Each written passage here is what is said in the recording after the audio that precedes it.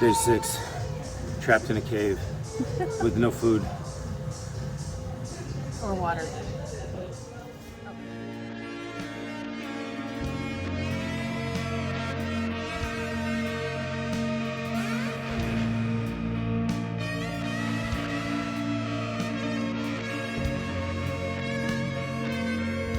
Once again to say adios. I'm leaving Veracruz and heading out to Cancun. So this is basically a 20-hour drive. It says 16 on the map, but things never work out like that. So I will probably end up having to stay at a hotel somewhere along the way. But hey, my time here in Veracruz was very rewarding. Maybe not so much on the sightseeing, but the attendance at the Tumen conference was definitely rewarding.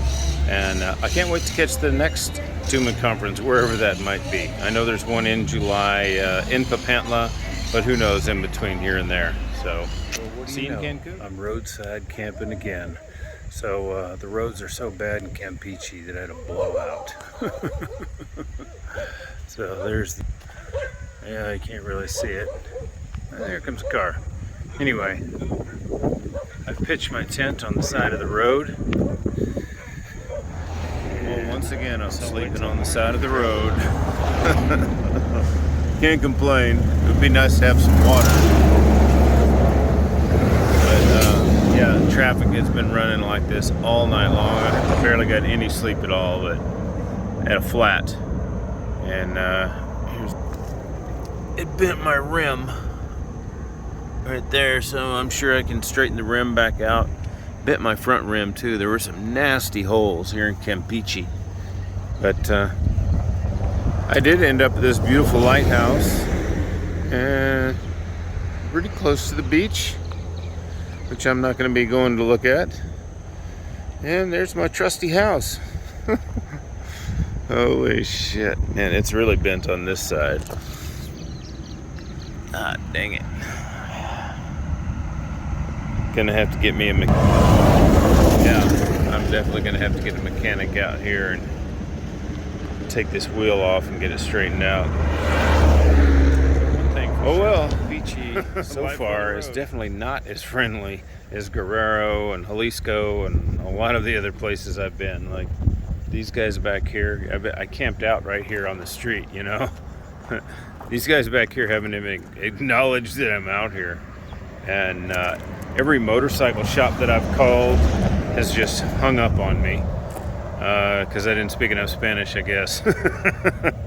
But yeah, their numbers are just not connected. Finally, I just called a tow truck, so I got a tow truck coming to come and pick me up and get me to Del Carmen, where maybe I can find a shop to fix my rim. See, on this side, it's really tall. So my tire is still good, of course, but yeah, the rim is bent as fuck. I'm sure we can hammer that back out, but not great. It was a serious pothole I hit last night. And because I'm not the only one, when I hit the pothole, you know, nothing happened. I was able to keep going right then, but there were two other cars on the side of the road who were pulled over changing their tires. So, and unfortunately, I lightened my load in Acapulco and left my pump.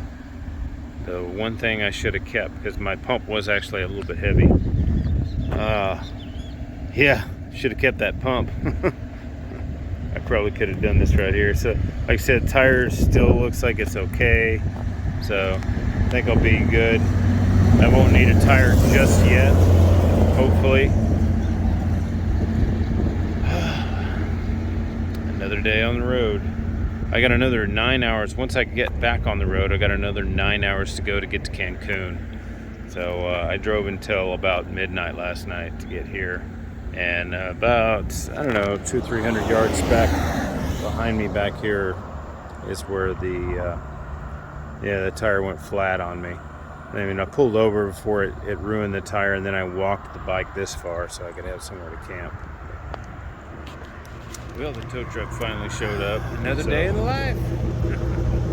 So there we go. All of this so I can go air up my tire, you know. because as far as I can tell, the tire is still good. So just a little bit of bending on the rim and air this bitch up and back on the road. But it also hit my front tire. My front tire also has one in it. Can't see it right now, but anyway, it wasn't bad enough to affect. It wasn't bad enough to affect the tire. So apparently the bend in the rim caused a slow leak, because it was a good 30 miles later that I actually had a flat. I think I found a capable bunch of guys to take care of this. They deal with this aluminum stuff all the time, and they've already got the wheel off. And apparently they need to use heat to get it done properly. I was showing them my aluminum piece that had broke over in Guerrero, south of Zihuatanejo, and how those guys welded it together. So that's one thing about Mexico. They can fix just about anything with just about nothing again. So on my way to Cancun. So this whole fiasco took a little bit of time. Kind of tired. Hopefully I'll make it there, I don't know, before daylight. It's only a 9-hour drive. But anyway, let's see, I spent $111 on a tire because my other tire was damaged and could not be reused. Fixing the rim was $140. Towing my motorcycle to the shop was another $100 or so, 2,000 pesos, and then 300 pesos to mount the tire. So not too bad. And I guess I got out of there at under $500, so not too bad. Plus I got a new tire. I needed a new tire anyway. The old one had a couple of cracks that were starting to show. So on the road again. Off on the road. I've actually been on the road here for a little bit, but I'm to the point here where we're going along the coastline. Nothing really spectacular, but it's kind of beautiful for sure.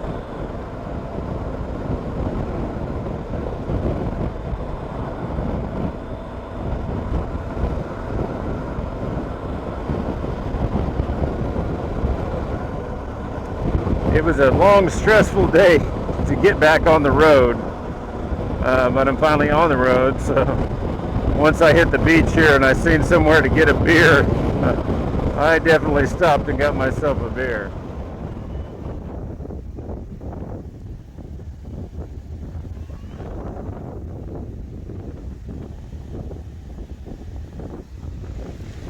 We came all the way to Cancun.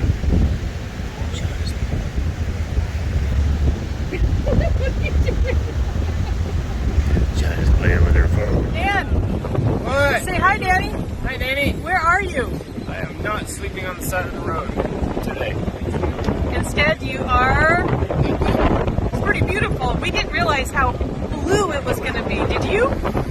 No. Was it like this driving here? No. It wasn't? It didn't look blue like this. Made it to Cenote Azul, and it looks really cool. It's 200 pesos per person. That's about, I don't know, $10, $12, something like that. And there's a walkway down. Oh my God, it looks really cool.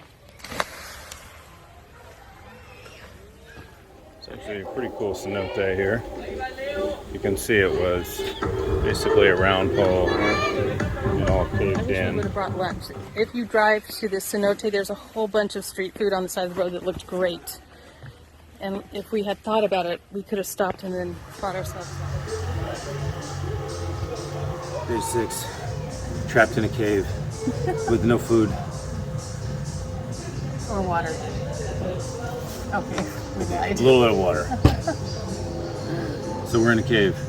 Is it a cave? Cenote. Cenote. Yeah.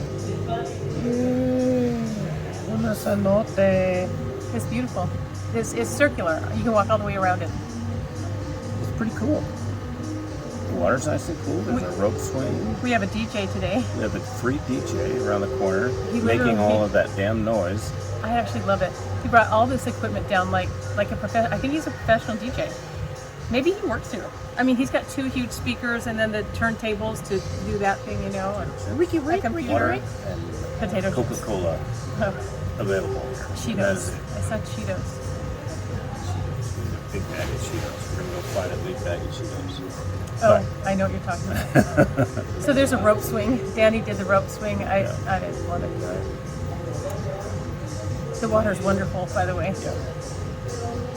Yeah, check it out. There's not a lot of restrictions here. They hand you a life jacket, but there's no one down here policing whether you have to wear a life jacket or not. So I don't think you have to. I don't think they ever police anything. Like it says no dogs, but Yeah, there's it dogs says here. no dogs. There's dogs down here. There's no drinks, no food. There's beer, there's food, it's pretty cool.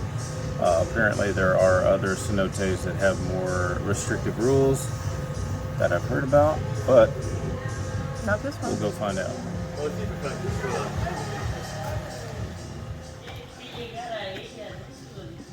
All right, there's Dan on the rope swing. Go for it.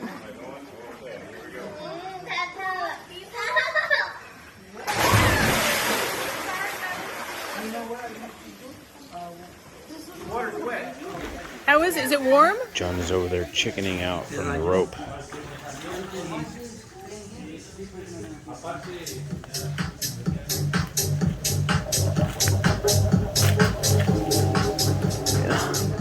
Fortunately, as often is in Mexico, there's always someone with a loudspeaker.